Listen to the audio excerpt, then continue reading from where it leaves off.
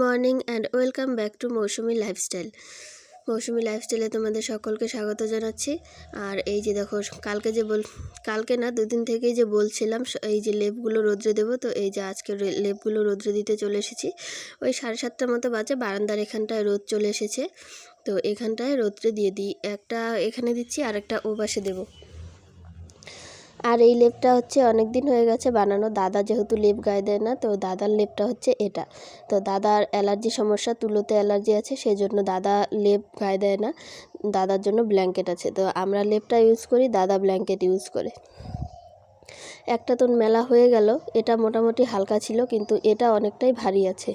এটাকে আমি একা সামলাতে পারছি না, তো মাকে ডাকছিলাম, মা আসো তো ধরো। তো মাও ধরলো। আর জানো তো, আজকে আরও একটা কথা আমি শেয়ার করতে আসলাম। মানে এরকম কথা মানুষ বলে যেটা মানে সহ্যও হয় না।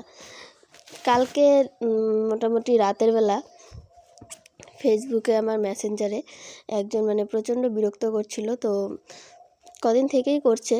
তো কালকে রাতে হঠাৎ করে মুখের ভাষা খারাপ করে বলে উঠলো, তুই কি নিজেকে বড় নায়িকা ভাবিস? না ভাই, তোর কথাটা ভুল না। আমি নিজেকে আমার কাছে নায়িকা ভাবি। আমি হয়তো কোনো সিরিয়াল সিনেমা কোনো জায়গায় করি না, কোনো জায়গায় আমি নায়িকা নই, কিন্তু আমি নিজের কাছে নিজে নায়িকা। এটা তুই মনে রাখবি সব সময়, যে কোনো মানুষকে যখন একটা কথা বলবি যে নায়িকা ফাইকা হ্যান ত্যান, যেমন তুই নিজেকে হিরো ভাবিস, সেরকম আমিও নিজেকে আমার মতন করে আমি নিজেকে নায়িকাই ভাবি। আমি কখনো নিজেকে ছোট করে দেখি না, অন্যের সামনে কখনো ছোট করি না। নিজের যতটুকু প্রাপ্য সম্মান সেটা আমি নিজেকে দেওয়ার চেষ্টা করি। তাতে কে কি ভাবলো কে কি না ভাবলো সেটা কোনো কথা নয়। মানুষ একজনকে আরেকজনের ভালো লাগতেই পারে, তাই বলে যাকে ভালো লাগবে উল্টো দিকের মানুষটারও যে তাকে ভালো লাগবে সেটা কিন্তু নয়।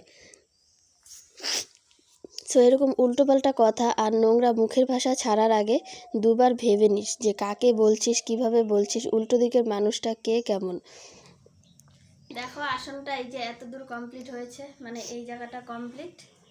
আর এই যে সাইডে বর্ডার দেওয়া হচ্ছে, এই জায়গাটাতে নতুন ডিজাইন পড়বে। তো এই যে দেখো মিডিলটা কীরকম লাগছে, মানে যেটা আমি মিডিলটা করতে চেয়েছিলাম, এই যে মিডিলের ফুলগুলো সবটা কমপ্লিট হয়ে গেছে। তো এই জায়গাটা আমার প্রবলেম ছিল, এটাও আমি শেষ করে ফেলেছি। মানে প্রবলেমটা সারা রাত মাথায় ঘুরিয়ে তারপর দিন সকালবেলা এই ডিজাইনটাও তুলে ফেলেছি। তো কীরকম লাগছে বলো। আর মাঝখানে এই জায়গা ফাঁকা জায়গাগুলো কি কালারের সুতো দিলে ভালো লাগবে সেটাও সবাই কমেন্ট করে জানাবে। তাহলে ওই কালারটা দেওয়ার চেষ্টা করব যেটা ভালো লাগবে, মানে যে কালারটা দিলে আসনটা আরও বেশি ফুটবে, সেই কালারটা সবাই কমেন্ট করে জানিও কীরকম হয়েছে। দেখো, বিছানা তুলছিলাম আর আলনায় লেগে পাটা কি হয়ে গেল, এই যে যা ব্যথা করছে না সেটার বলার মতন নাই। দেখো প্রত্যেক কয়েকদিন পরই হয়। এই যে দেখো, এই আঙুলটাতে হয়েছিল একবার, একদিন আগে এটাতে হয়েছে, তারপরের দিন বাঁ পায়ের এই আঙুলটাতে হয়েছে, আজকে এই জায়গাটা হলো। এই নখটাতে প্রচণ্ড আঘাত পেয়েছে, মনে হয় নখটা বাঁচবে না। আর এটা তো বাবা যা ব্যথা করছে সেটা বলার মতন না। প্রত্যেকবার এরকম হয়, একদিন না একদিন হবেই এরকমটা। আজকে সকাল সকাল পাটা কেটে গেল, তো আমি ভাবছিলাম যে আজকে সারাদিন খারাপ কিছু হবে, সারাদিন না, কোনো না কোনো সময় একটা খারাপ কিছু হবে আমার সাথে। তো যাই হোক, সেটা ঘটেই গেছে, যেটা আমি বললাম শুরুতেই, যে এরকম কথা বলেছে, মুখের ভাষা খারাপ করেছে। এরকম লোকদের আমার কিছুই বলার নেই। মানে যার মেন্টালিটি যতটা, তার মুখের ভাষা, তার কথাবার্তায় পরিচয় করিয়ে দেয় যে সে কীরকম মানুষ, তার ক্যারেক্টার তার কতখানি ভালো। এরকম সেরকম যাই হোক, তার মেন্টালিটি কতটা নিচু সেটা সে নিজেই প্রমাণ করে দিয়েছে। সে যাই হোক, সেটা তার ব্যক্তিগত ব্যাপার, কাউকে বলতেই পারে, তাতে আমার কিছু যায় আসে না। শুধু এই কথাটাই খারাপ লেগেছে যে তুই কি নিজেকে নায়িকা ভাবিস? না, আমি নায়িকা ভাবি না নিজেকে। আমার কাছে আমি নিজেকে নায়িকা ভাবি, আর অন্য কারোর কাছে আমার সেটা দেখানোর বা ভাবানোর কোনো প্রয়োজন নেই। সে আমাকে কি ভাববে সেটা তার একান্ত ব্যক্তিগত ব্যাপার। আমি নিজেকে নিজের মতন করে ভালোবাসি, এটাই আমি জানি।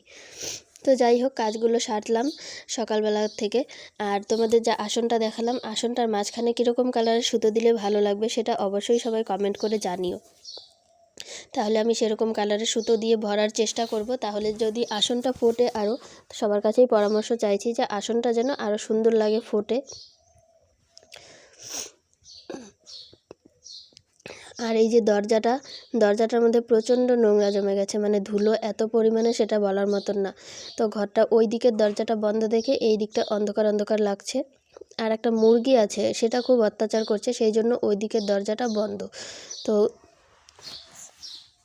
দরজা পরিষ্কার করে নিয়েছি। এখন আসলাম কলপাড়ে একটুখানি স্নানের আগে, কারণ হচ্ছে গিয়ে কালকে শনিবার, আজকে হচ্ছে শুক্রবার।